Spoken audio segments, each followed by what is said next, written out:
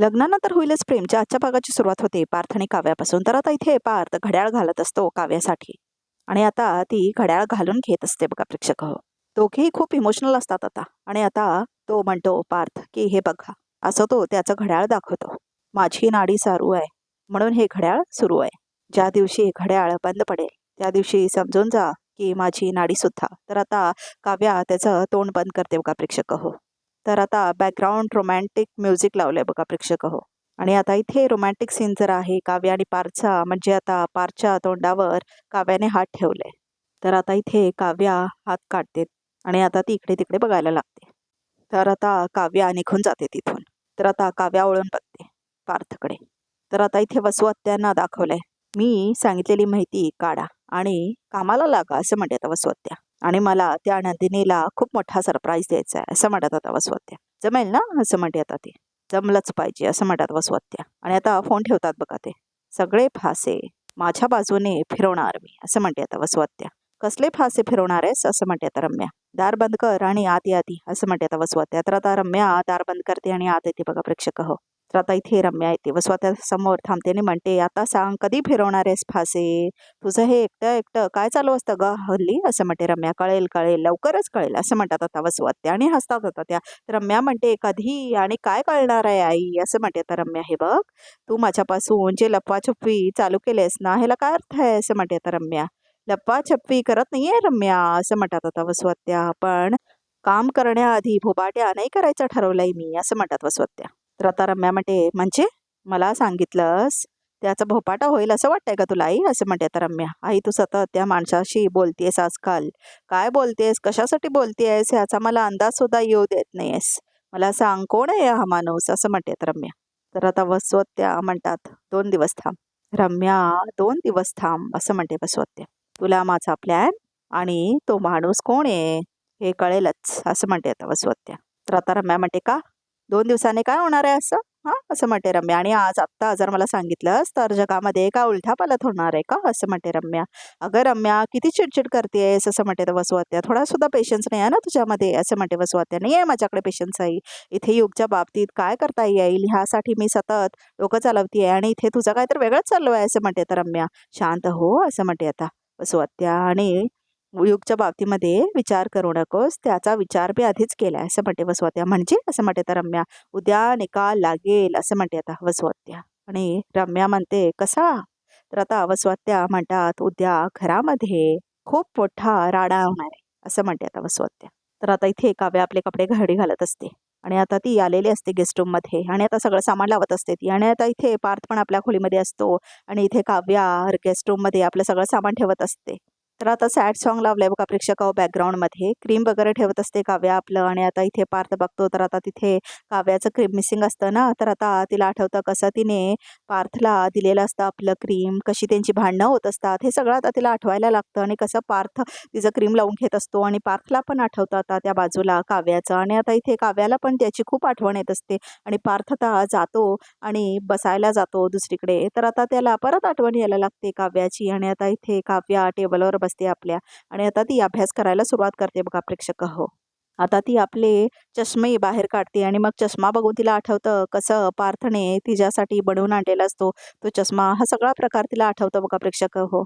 मी अभ्यासात बिझी आहे माहिती आहे ना, मग एखाद्याने माझं तुटलेलं रीडिंग स्पेस दुरुस्त केले असते असं म्हणते ती. तेवढ्यातच दुरुस्त केलेले रीडिंग स्पेक्स तिथेच असतात. तर आता तिला सगळं आठवतं कसं तिची पार्थ काळजी घेत असतो ते सगळं आठवतं बघा.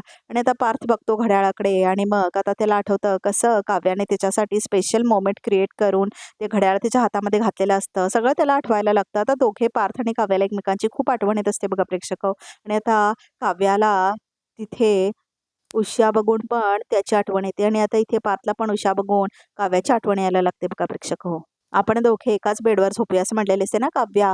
तर आता कसं ते उलटे पालटे होऊन झोपत असतात ना ते सगळं आठवतं. आणि आता इथे काव्या उलटीच झोपते. मोठा बेड आलिशान रिकामा असतो तरी पण ती तशीच झोपते. आपण एकाच बेडवर झोपू शकत नाही. माझ्या शेजारी झोपला तर तुम्हाला झोप लागणार नाही असं म्हणतो पार्थ. नाही मोडणार माझी झोप अजिबात मोडणार नाही, कारण माझे कान ह्या बाजूला असणार आहे तसे असं म्हणून काव्या म्हटलेली ना ते सगळं आठवतं त्याला. मग मला तुमच्या खोण्याचा काहीच त्रास होणार नाही असं म्हटलेली ना ती. तर सगळं आठवतं बघा प्रेक्षक आता पार्थला सगळं.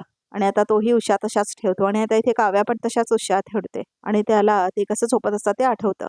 आणि आता काव्याला पण खूप आठवण येत असते पार्थची आणि आता एअर कंडिशन जेव्हा ती ऑन करते तेव्हा सुद्धा तिला आठवण यायला लागते पार्थची. कसं ती अभ्यास करत असते आणि कसं थंडी वाजत असते पार्थला आणि त्यावेळेला काय काय झालेलं असतं ते सगळं आठवतं. आणि कसं ती एसीचा रिमोट शोधत असते. तर आता काव्या कशी झोपलेली असते त्याच्या अंगावर हे सगळं आता पार्थला पण आठवायला लागते बघा प्रेक्षक हो. आणि आता तोही लाजू लागतो. आणि आता इथे काव्या आणि पार्थला एकमेकांची खूप आठवण आलेली दाखवलंय. कसं तो मलहम लावलेला असतो तिच्या हाताला तिच्यानंतर आणि आता तो ठेवतो एसी रिमोट खाली. तर आता इथे काव्याचं घड्याळ असतं ना ते वाजायला लागतं आता. तर आता इथे पार्थचं पण घड्याळ वाजायला लागतं आणि आता तो घड्याळ काढतो. तर आता इथे दोघेही म्हणजे 11-11ला प्रार्थना करत असतात ना, विश मागत असतात. ते दोघेही मागतात बघा प्रेक्षक हो आता, पार्थ आणि काव्या. आणि आता काव्याच्या डोळ्यात खूप अश्रू असतात. तर आता पार्थ आपलं घड्याळ बाजूला ठेवून टाकतो आणि आता पार्थ झोपतो. आणि आता इथे काव्या सुद्धा झोपते वाकडी होऊन, म्हणजे तिच्याच ठिकाणी झोपते जे ती पारच्या बाजूला असताना झोपायची तसं. रडत रडत झोपते बघा ती प्रेक्षक हो. आणि आता इथे पार्थ आणि काव्या दोघांना झोप येतच नाही. दोघांना एकमेकांची खूप आठवण येत असते. तर आता इथे सकाळ झालेले दाखवले बघा प्रेक्षक हो. तर आता इथे काव्या आपला अभ्यास करत असते. तर नंदिनी आता येते तिथून.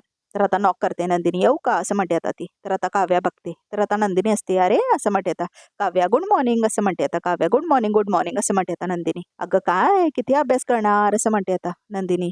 काल सुद्धा रात्री गेस्ट रूम मधला राईट किती उशीर चालू होता, आता सुद्धा अभ्यास करतेस असं म्हणते आता नंदिनी.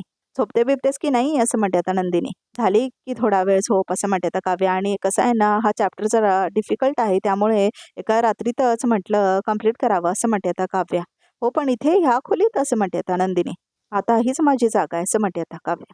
तर आता नंदिनी म्हणते, काय झालं ग सध्या तरी असं म्हणते आता काव्या. हरकत नाही असं म्हणते आता नंदिनी. तर आता नंदिनी बघते सगळे कपडे पसारा केलेले असतात. काव्या असं म्हणते आता नंदिनी, तू अशी अभ्यास करतेस ना, तर हे बघून मला आपल्या माहेरचे दिवस आठवले. हो तुला आठवतं का, तेव्हा पण तू असा अभ्यास करायचीस आणि आरुषीने आवाज केला जरा तिचा फोन आला की ताबडतोब तिला रूम बाहेर काढायचीस असं म्हणते आता नंदिनी. आणि मग ती माझ्या रूम मध्ये यायची. वेडी आहे ग आरू असं म्हणते आता काव्या. आणि आता इथे कपडे घडी घालत असते नंदिनी काव्याचे. ती इतक्या मोठ्या मोठ्याने बोलायची ना फोनमध्ये, ही माझी रूम आहे तू बाहेरचा असं मी म्हणायचे तिला. किती मोठमोठ्याने बोलते ती माहितीये ना तुला असं म्हणते आता काव्या. इतक्या मोठ्याने बोलायची की तिचे जे काय गॉसिप्स असतात ते बसल्या जागी आम्हाला कळायचं असं म्हणते आता नंदिनी. पण पण मला हे म्हणायचं आहे की तुला अभ्यास करताना ऋषीचा त्रास व्हायचा तर तू तिला बाहेर काढायचीस असं म्हणते नंदिनी. तुझी रूम तू कधी सोडली नाहीस काव्या असं म्हणते आता नंदिनी. तर आता नंदिनीला डाऊट आलेला असतो बघा प्रेक्षक, कारण आता खोली सोडून आलेली असते ना वरती काव्या. नाही म्हणजे असं म्हणते आता नंदिनी, मी बघते इथे तुझी बॅग आहे तुझे कपडे आहेत तिथे असं म्हणते नंदिनी. इथे काय राहायला चालेस की काय असं म्हणते आता नंदिनी. तर आता काव्या बघते नंदिनीकडे, राहायला नाही अभ्यास करायला आली आहे असं म्हण असं म्हणते आता काव्या. अगं हो पण झोपायला तरी जातेस की नाही तुझ्या रूम मध्ये असं म्हणते आता नंदिनी. तर आता काव्या उत्तरच देत नाही बघा प्रेक्षक हो. तर आता तिला आठवतं, मी कुठलाही गुन्हा मान्य करणार नाही, मग सिद्ध करून दाखव असं म्हटलेले असते मानिनी. पण तोपर्यंत माझ्या पार्थपासून लांब राहायचं असं म्हटलेले असते ना मानिनी. त्याच्या जवळपासही फिरकायचं नाही.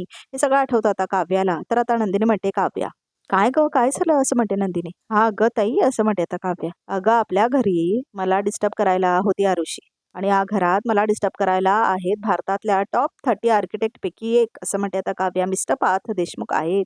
काही फरक नाही आहे ग दोघांमध्ये. नाहीतर काय असं म्हणते आता काव्या. बायकांसारखे सतत बडबड करत असतात असं म्हणते काव्या. आणि तुम्हाला वाटेल ते झोपल्यानंतर तरी रूम मध्ये शांतता असेल, पण तसंही नाही आहे असं म्हणते आता काव्या. ते झोपल्यानंतर रात्रभर त्यांचा घोरण्याचा रंकाळा चालूच असतो असं म्हणते आता काव्या.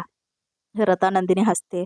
बिन गोष्ट काय आहे, आपल्या घरामध्ये मी आरुषीला सांगू शकायचे, तू रूम मधून जा बाहेर, तुझ्या बडबडीने मला त्रास होतोय, त्रास देऊ नकोस. पण ह्या घरात आमच्याच रूम मधनं मी पार्थला कसं काय बाहेर हाकलू असं म्हणते आता काव्या. म्हणून मीच म्हटलं आपणच जाऊया वरती असं म्हणते आता काव्या. तर नंदिनी म्हणते, हरकत नाही असं म्हणते नंदिनी. पण निदान तू तुझ्या रूमला आमची रूम असं तरी म्हणालीस असं म्हणते आता नंदिनी. तर काव्याला जरा टेन्शन येतं बघा प्रेक्षक हो. तर आता नंदिनीला ते कळतं आणि आता इथे काव्या बसते खाली. तर नंदिनी म्हणते, काव्या काय झालंय काव्या असं म्हणते आता नंदिनी. काय नाही असं म्हणते आता काव्या. तू काहीतरी कव्हरअप करायचा प्रयत्न करतेस असं मला वाटतंय असं म्हणते नंदिनी. काय झालं, कोणी काय बोललं का तुला असं म्हणते आता नंदिनी. नाही नाही असं म्हणते आता काव्या. मग पारशी भांडण झालं म्हणून इथे आलेस का असं म्हणते आता नंदिनी. अगं असं म्हणते आता काव्या, असं काही झालेलं नाहीये ताई, सगळं बरोबर आहे असं म्हणते आता काव्या. नक्की ना असं म्हणते आता नंदिनी.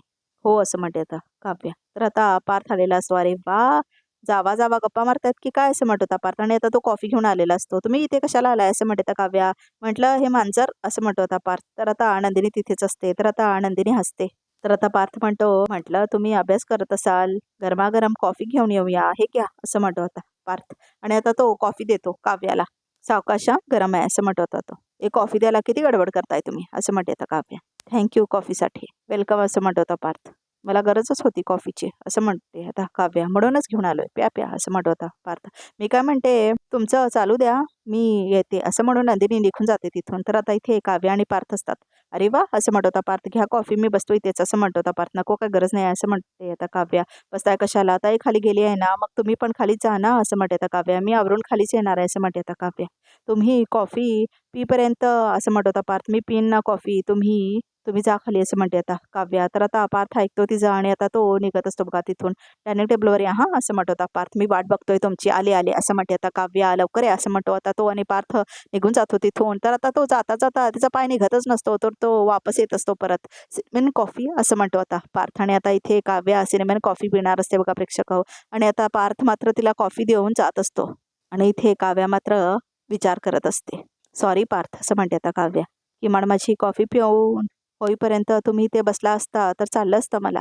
पण तुम्ही डायनिंग टेबलवर पण नाही, आमच्या रूममध्ये पण नाही. तर मानिनी काकूंना कळलं असतं तर तुम्हाला शोधत शोधत आल्याच असत्या ते इथे. मला माहीत नाही आहे, पण मी त्यांना वचन दिले असं म्हणते आता काव्या. तर आता इथे युग डायनिंग टेबलवर बसलेला असतो आणि नाश्ता करत असतो. आणि आता युग म्हणतोय कमी साखरेच्या चहा आहे ना.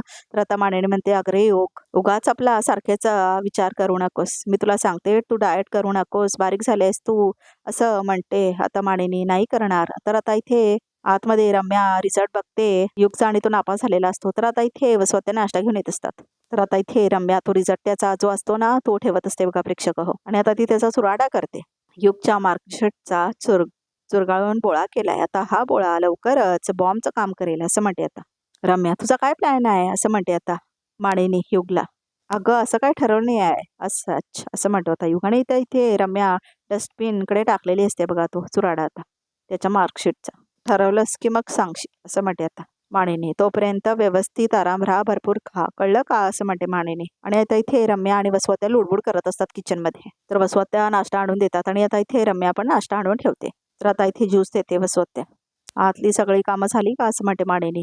नाही थोडी राहिली आहेत असं म्हणते आता वसवत्या. मानिनी रिक्वेस्ट करू का तुला असं म्हणते आता वसवत्या. म्हणजे काय आहे ना, पावसाळा संपून उन्हाळा चालू होतोय ना असं म्हणते वसवत्या. गॅस जवळ उभारल्यावर खूप घामाघूम व्हायला होतं. 2च मिनिटाचा ब्रेक घेऊ का? मी एसी समोर जरा थांबते आणि लगेच येऊन कामाला सुरुवात करते असं म्हणते आता वसवत्या. आपल्या इथे सगळ्यांना वेळेवर खायला लागतं माहितीये ना, उगाच आपलं असं म्हणते आता मानिनी. आय लाईक दिस असं म्हणतो आता मिथून.